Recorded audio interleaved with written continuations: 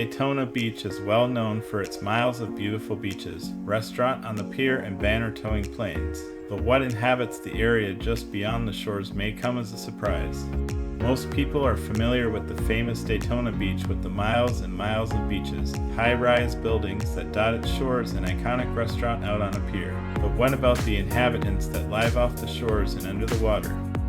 Daytona Beach is home to a wide variety of sea life, and we'll take a look at just a small view of a single day as seen from my drone.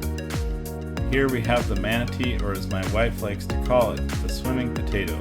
This is an adult, and I found it right off the shoreline, which seems to be pretty common for the manatees.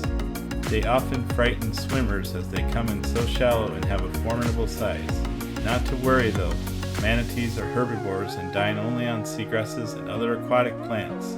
We also came across a small school of Crayvee Jack.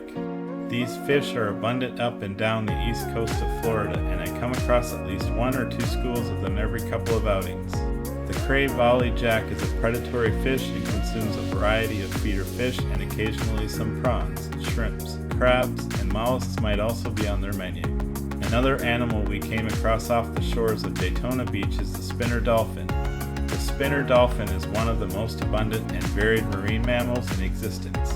Their tail, dorsal fins, and coloring vary from region to region. One thing that I have noticed about the spinner dolphins off of Florida is that they don't seem to spin much. When we took a trip to the Maldives, the spinner dolphins were quite a bit smaller, but were constantly flying out of the water in aerobatic spins. They also seem to travel in much smaller pods off the shores of Daytona Beach, with fewer than a dozen dolphins ever being seen together. Granted, I am only observing from the air, and it is possible there are more deeper in the water column, but this does seem to be pretty consistent with other pods I have seen around Florida. One of the most amazing animals that calls this area home for a brief part of the year is the Manta Ray. On this particular day, there were a variety of Manta Rays spotted up and down the Daytona Beach area. This is a sampling of some of the mantas that we were lucky enough to encounter.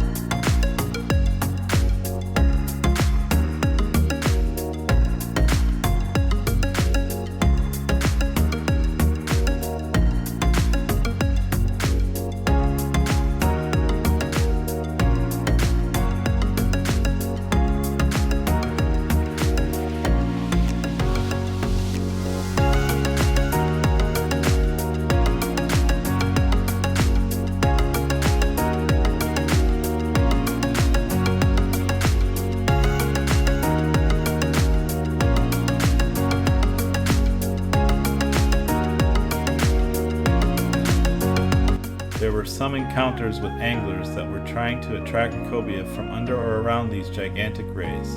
Watch as this boat approaches the manta and the angler casts his bait near the ray in hopes of luring out a cobia.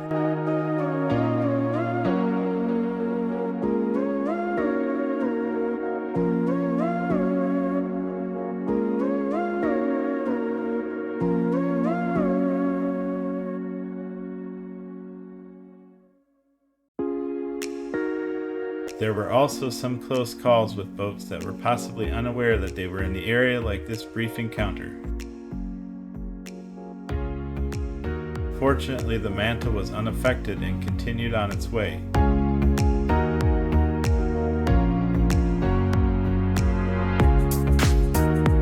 As with all parts of Florida, there are a wide variety of shark species located from the shallows along the beach all the way out to the depths miles offshore.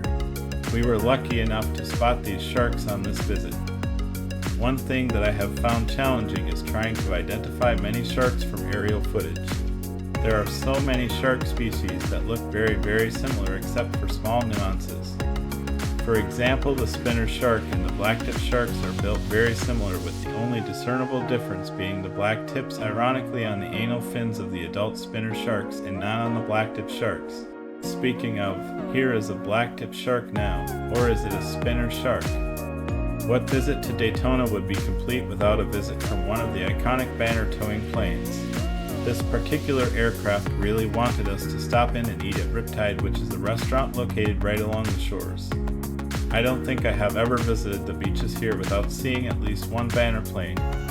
Here is Crayvee Jack, which is an iconic restaurant out on a pier.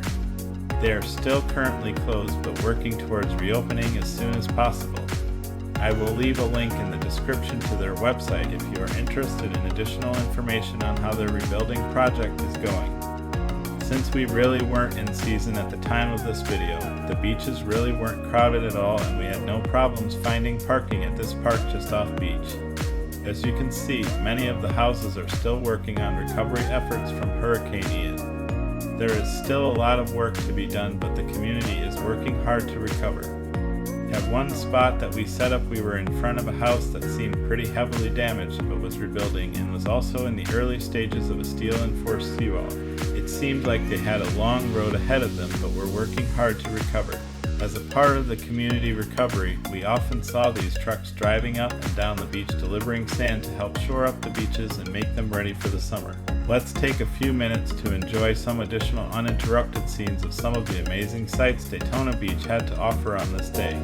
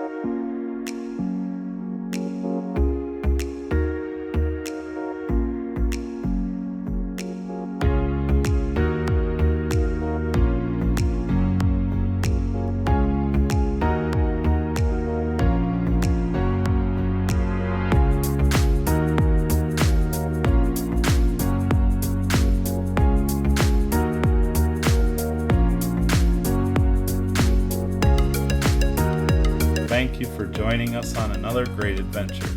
If you enjoyed this video, please don't forget to like, subscribe, and share it with your family and friends. It really does help out the channel. Until next time, may your connection with nature be as boundless as the open seas.